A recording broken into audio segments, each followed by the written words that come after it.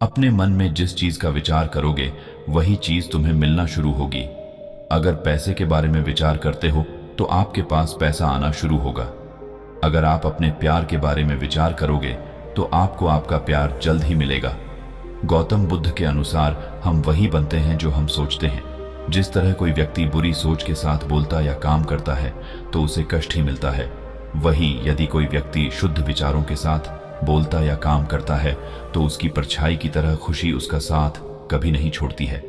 वही गौतम बुद्ध की यह कहानी जो आज हम आपको बताने जा रहे हैं, इसे सुनने के बाद आप जीवन की सभी समस्याओं को चुटकियों में हल करने में सक्षम रहेंगे।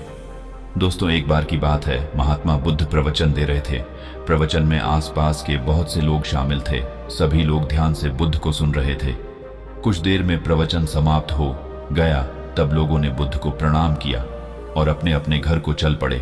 पर एक युवक वहां पर ही बैठा रह गया। बुद्ध की नजर उस युवक पर पड़ी तो वे पूछ, बेटे क्या बात है वत्स, कोई जिज्ञासा है क्या?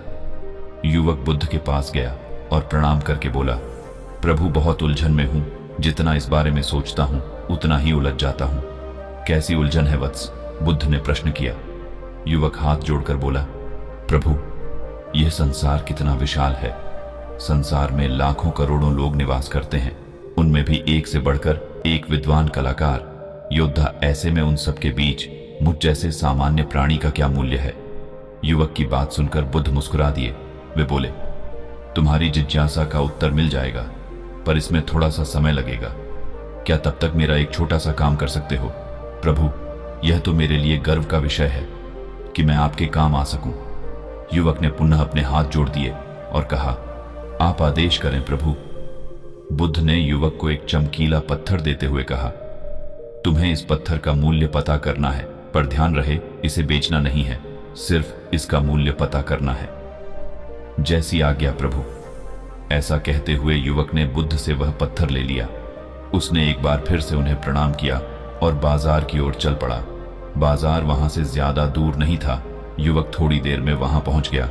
वह सुबह का समय था, इसलिए बाजार अभी ठीक से लगा नहीं था। वहां पर इक्का दुक्का दुकानदार ही थे।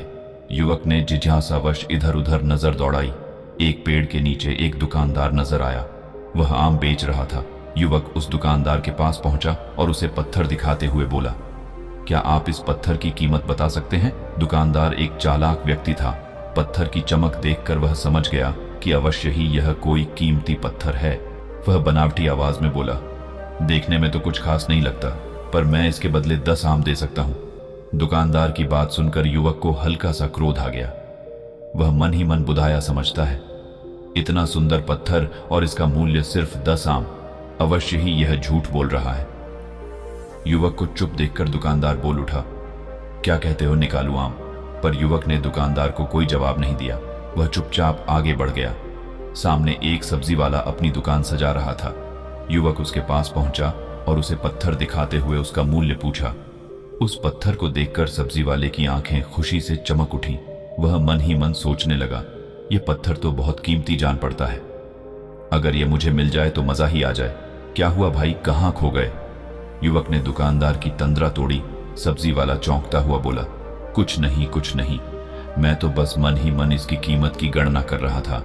वैसे मैं इस पत्थर के बदले एक बोरी आलू दे सकता हूं। सब्जी वाले के चेहरे की कुटिलता देखकर युवक समझ गया कि यह दुकानदार भी मुझे मूर्ख बना रहा है।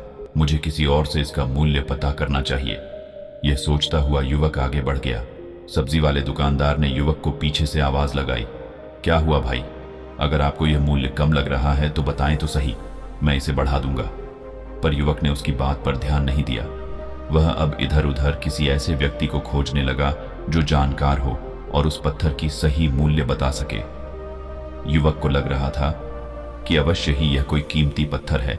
शायद कोई जौहरी इसका सही मूल्य बता सकता है।